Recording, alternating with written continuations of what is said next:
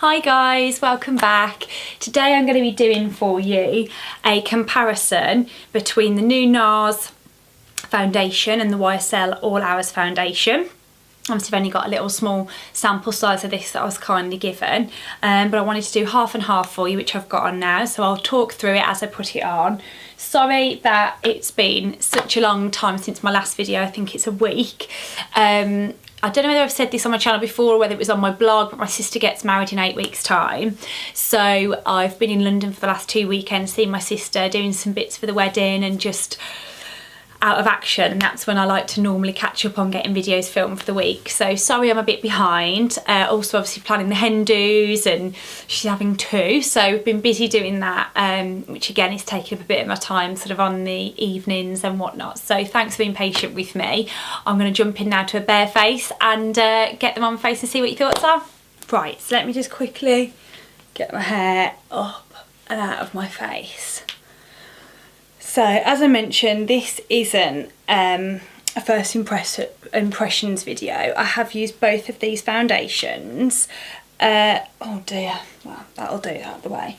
So, I've only got a sample of the one, I've got a full size of the other. So, I've got the new, what's the full name? Nars Velvet Matte Foundation Stick, and I have light number 4 in DeVille. You get a sponge applicator on the one end, which I've not used.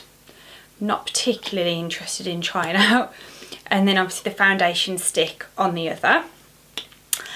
And then I've just got the sample of the new YSL All Hours foundation. I'll insert a picture on the screen so you can see what the bottle looks like, but they actually just kindly gave me a sample of it and I wanted to try it out before I buy it. Now, as mentioned, it's not first impressions. I've used both and I now know which way I prefer using, you know, how I prefer applying them. So I'm going to do half and half. It's why my face is so close for you so you can just see. And then you can see how it applies on the skin. I'll obviously talk you through my opinions. I have a really strong favourite. You might be surprised to hear which one. So let's get started. I'm going to go in with the Nars Stick Foundation first, and I'm going to do that on this side of my face. Now, I've obviously not covered up any of the blemishes. You see there's quite a strong one here, so you can see what kind of coverage it is, whether it actually does cover up the blemishes. I think on this side, I've got just a few sort of scarring marks left from a few hacks that I made on my face. So I'm just going to draw the foundation on. What I think, oh no, it's too late now. Okay, so my face was quite red because I've just cleansed and removed all my makeup that I've had on from today. And I thought, again, I'll leave it rather than letting it go down so you can see what kind of coverage it is. The only thing I'd say it's probably a bit naughty is I haven't put a primer on either, but obviously I'm not doing a wear test with them. I'm going to be taking it off straight after. I have moisturised, I've cleansed, I've moisturised, and I'm just going to go in. Now, what I've discovered with this side is the guy that served me in Selfridges in Oxford Street said to use your fingers, which I did try, but I really didn't like the finish. I tried a beauty blender. I hated the finish with a beauty blender. If you follow me on Instagram, you will have seen from my post yesterday that I put that up and have sort of given some of my brief views already. But I used it today with the Pro Air brush number 55. This is the Sephora brush, and this has been my favourite application. Oh, I've got some lip balm stick in there. My favourite application so far. So I thought I would do that again.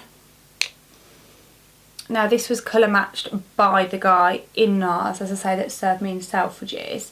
Now you can already see from that it sort of almost sets quite quickly. So just from the few minutes that I was talking with you, it's actually making it relatively difficult to blend into my skin. It's like almost set where I've sort of drawn it on the skin rather than blending out nicely. Now you can see, so where I've drawn it, it's covered, but anywhere that I've missed with the pen, like here, if you can see that one red mark, it's like the product won't blend out to cover it there. So it doesn't go particularly far. And yeah, let me draw a little bit more on then. My opinions, obviously you guys can judge for yourself, is that although it is quite a nice coverage, And I would definitely agree, it's a velvet matte, it's not super matte, but people have said it's high coverage, and I've now had to go in with a second layer to even cover those red marks, which, to be fair, are pretty faint. I don't suffer with, you know, a lot of scarring. It's just literally the remnants of a spot from a few heavy weekends. Obviously I'm having to be a bit careful around the brows because I have got them, you know, predominantly filled in. So yeah, so that is that side of the face. My views on this, obviously, you can make for yourself. That's why I've zoomed in so close. But you have to use quite a lot of product to get a coverage. The coverage still isn't amazing. You can still see redness here on my cheeks. You can definitely still see there, there and there, which are my 3 little scars that I've got at the moment through. It's quite a nice colour match for me. And it does last well. It lasted all day. I find with any other application, so especially say beauty blender, it really sits on the skin. With a brush, actually, it doesn't. I'm looking quite up close and it doesn't sit on the skin. So I would say with a brush, I quite like it. It's certainly not my favourite. I will use it. It's not something I'm going to regularly reach for. If you are somebody that really likes to use a beauty blender, I would say you will hate this foundation. Like, you could visibly see patches all over my skin no matter how hard I tried to work in with it. So that is the Nars side done. Now let's go in with the All Hours. They've given me B30. So I'm just going to draw some of this product onto the face. Now this is obviously a liquid foundation, so much more, I suppose, your more typical foundation. Now I would say with the new Nars foundations, I was really quite disappointed in the shade range actually. I don't ever normally get colour matched by somebody, I would do that myself, but I genuinely found that the shades were so weird. Like the first one was so like pinky toned, then they were super yellow toned. I would say this is quite a yellow toned finish still, whereas YSL, as always, have a better shade range. So you can see immediately this blends a lot easier, but it goes a lot further. So I've put probably way too much on, so I'm just going to draw a bit off on the back of my hand because I'm going to have to really blend this out. Now B30 is probably slightly too dark for me when I haven't got any tan on. I would probably be B20, although I'm not sure if B20 might have a slightly different undertone, but YSL normally have a pinkier base, a more neutral base, and a more yellow toned base. So I just felt like that blended out so much easier. Oh yeah, I do like a stick foundation, but I must be honest, I do prefer a liquid foundation anyway. So Nars was probably, you know, on the losing foot already. But I just think that blended in so much easier. I think it's left a much nicer finish on the skin. If you look up close, it hasn't sat in my pores at all. It's not quite covered up that blemish, but that one was considerably more angry than the little marks on this side, and I would say it's done as good of a job. And as I say, like, look at the redness peeping through my cheeks here versus the completely sort of toned out redness on the other side. So that's me scrolling without anything else, and you can sort of see what you think. What I'm going to do now is just add a bit of highlighter, bronzer and blusher, just so you can see how makeup sits on the top. Yeah, I automatically want to cover that up, but that is not the point. Let me just go in with one bit more. But, you know, you can imagine you're using up quite a lot of product to do this. But, oh, I've just used a brush on this side as well, so that I've used both. Actually, my favourite application on this side is a beauty blender, which I had brought, but I have now used a brush on both sides, so I suppose it's at least a fair application.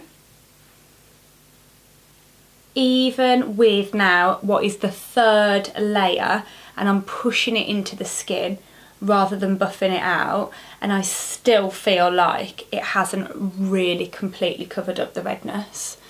So for a fairly full coverage foundation, I'm not very impressed really. Yeah, so let's put a little bit of concealer on. I'm going to use the same concealer. This is the Naked Skin Urban Decay, and I'm going to use that under my eye on both sides, and then I'll just cover up my little blemishes. And this is a pre-soaked beauty blender, and it will just allow you to see obviously what it looks like with concealer on both sides. My eyes have got pretty dark circles. As we mentioned earlier, I've been in London for 2 weekends running. Not last weekend, but the weekend before, we had some pretty late nights. And this weekend, my mum was not a particularly quiet roommate, let's say. She was up through the night. She turned the lamp on in the middle of the night, so the room was lit up, which was delightful. Nearly fell over making her way out to the toilet in the night. Then she was too hot and we had the windows and the curtains open, so I didn't get the best night's sleep, I will be honest. I'm just going to go in with this to blend that out. I don't want to budge too much of the foundation. So I'm going to go over the top. I forget how much product comes out on the Urban Decay concealer.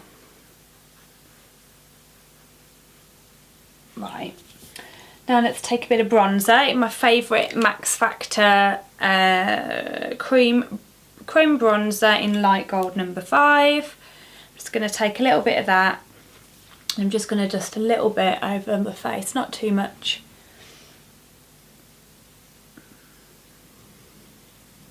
Not doing it in any particular contour. I'm just adding a bit of bronze to the skin just so you can sort of see what I would normally do, and I'd take it down the neck as well.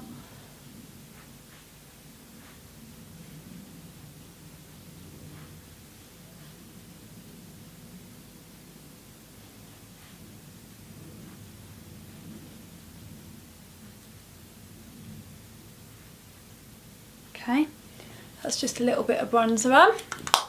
Now I'm going to use the new Tanya Burr Cosmetics Illuminating Powder in Champagne Sorbet.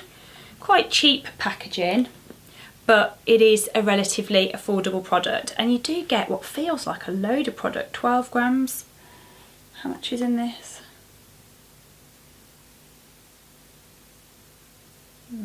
No, good, doesn't say. It just feels like a lot of product really, especially for the money, so I'm just going to hit the high points with it. I don't know, can you see that on camera? It is a beautiful highlight. Not going to replace, my all-time favourites, but it's certainly nice, especially for the price point.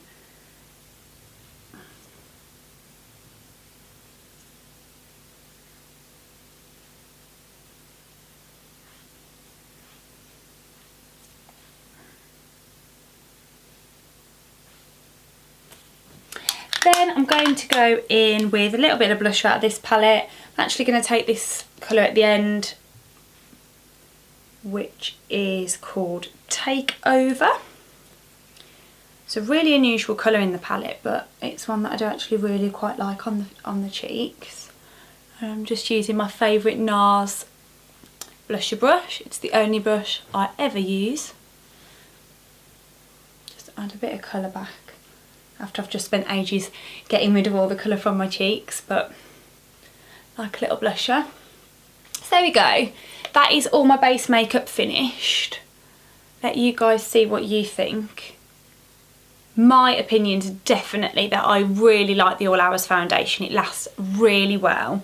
It doesn't feel super thick and heavy on the skin at all. In fact, I think personally it's quite undetectable. Like I say, it's not sitting in my pores at all, versus this side, which is the Nars. I've already got a bit of like sort of cakiness building up around here. As I say, I haven't used a pore filling primer, but I haven't on this side either, and this one's sitting beautifully and this one's getting cakey. And I just find this one easier to work with. I like the finish. This does last well, and you can make it work with a brush, but but if you have dry skin like I do, I would not be rushing out to buy it, because with a beauty blender it is just sitting on the skin, and I found with some of my other foundation brushes it's still not done the trick. It was only really with this number 55 that I found I got a nice finish with it. Price wise they are very similar. This Nars one is 30 and this is 33, obviously not this sample, the full size is 33.50 the YSL. So very similar. For me, I would definitely go with the all hours, and I will be getting the full size of this. I really enjoy the finish on the skin. I really like how long it wears for. It doesn't break down, it doesn't go cakey. I still think you can get a really flawless finish and quite lightweight. It doesn't feel tacky either. You know, I haven't set it with powder, and this side feels way sort of tackier, the Nars side, than the YSL one. Yeah, so thanks for watching guys. Please give it a thumbs up. I'd love it if you'd subscribe down below so that you can be notified when I put more videos up, and I'll see you next time. Bye.